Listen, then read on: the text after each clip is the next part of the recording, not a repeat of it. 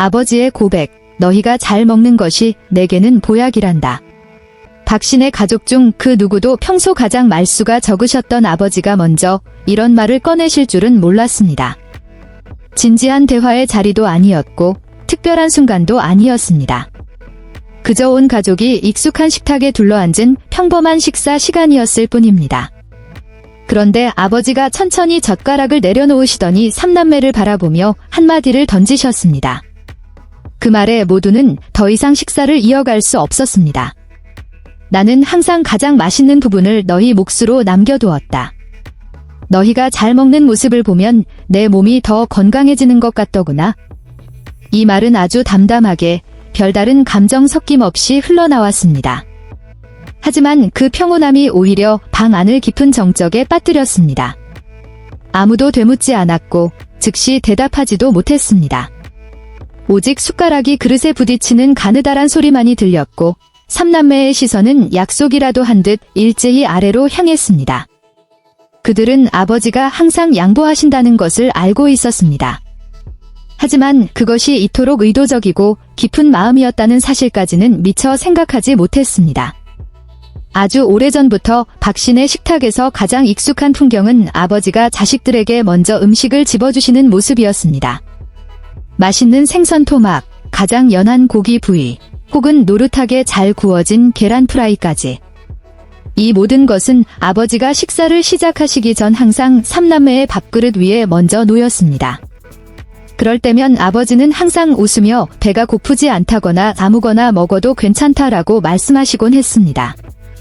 그때는 누구도 그 이상의 의미를 생각지 않았습니다. 아버지의 건강이 눈에 띄게 약해지기 전까지는 말입니다.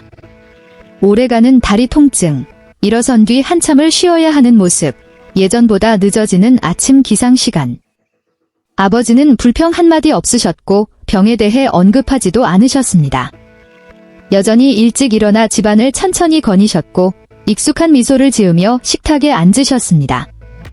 그렇기에 아버지의 그 고백은 삼남매에게 더욱 큰 충격으로 다가왔습니다. 가장 먼저 감정을 주체하지 못한 것은 효영 씨였습니다. 그는 입술을 굳게 다문 채 아버지를 올려다보았습니다. 부모님 곁을 가장 오래 지키며 아버지의 변화를 매일같이 지켜본 사람이 바로 그였기 때문입니다. 아버지가 항상 적게 드시면서도 자식들에게는 더 먹으라고 권하던 모습을 가장 많이 본 사람도 그였습니다. 아버지는 몸이 안 좋다는 걸 알고 계셨으면서도 효영 씨가 나중에 가라앉은 목소리로 말했습니다. 단 한 번도 말씀하지 않으셨습니다. 아버지는 그저 엷은 미소를 지으셨습니다. 평소와 같은 미소였지만 이번에는 숨길 수 없는 피로함이 섞여 있었습니다.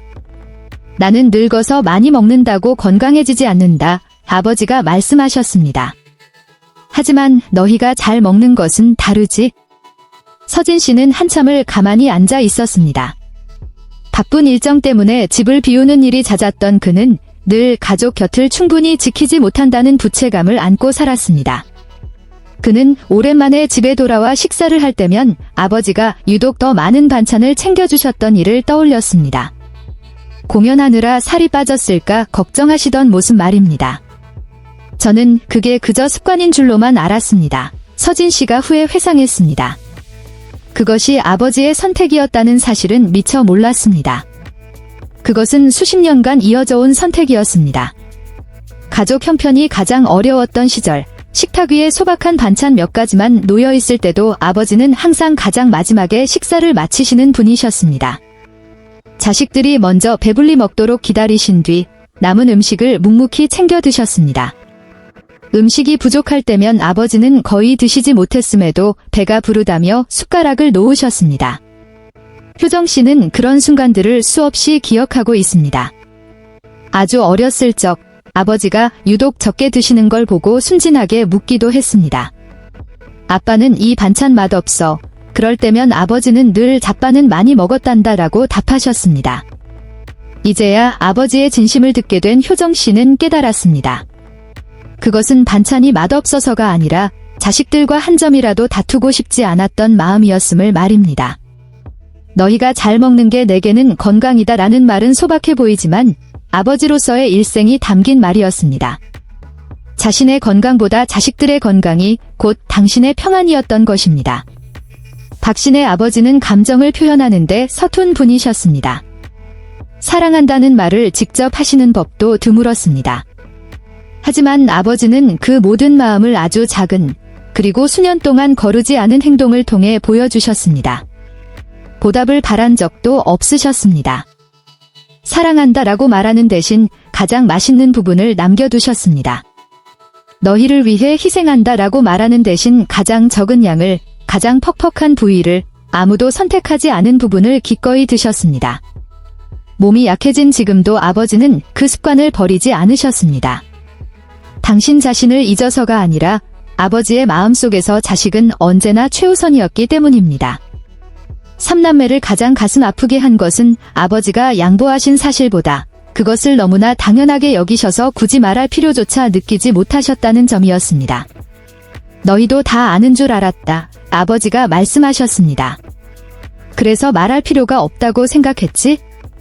하지만 사실 3남매는 그 희생에 너무 익숙해진 나머지 그것을 공기처럼 당연한 삶의 일부로 받아들이고 있었습니다.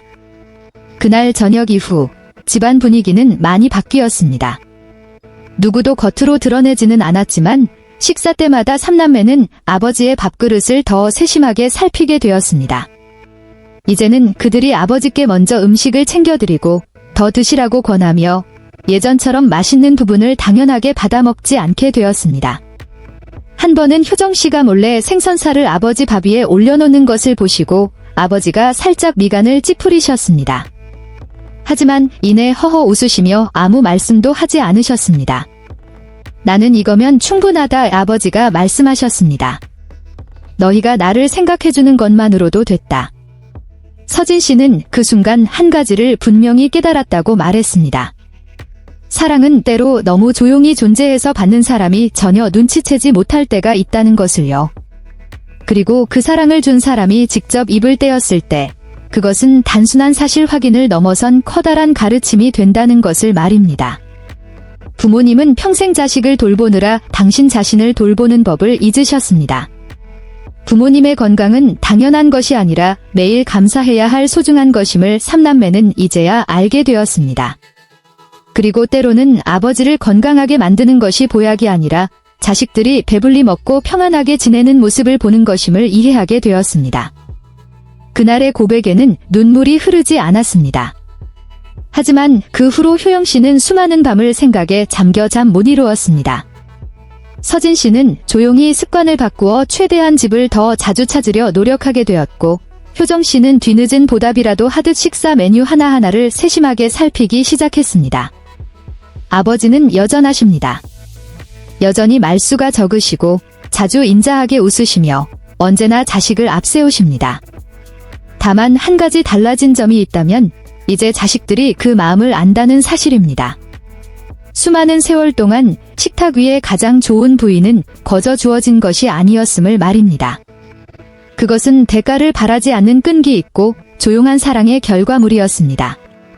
아마도 아버지에게는 그 어떤 약보다 자식들이 자신의 마음을 이해하고 자신을 더 사랑하기 시작한 지금 이 순간이야말로 당신을 가장 건강하게 만드는 힘일 것입니다.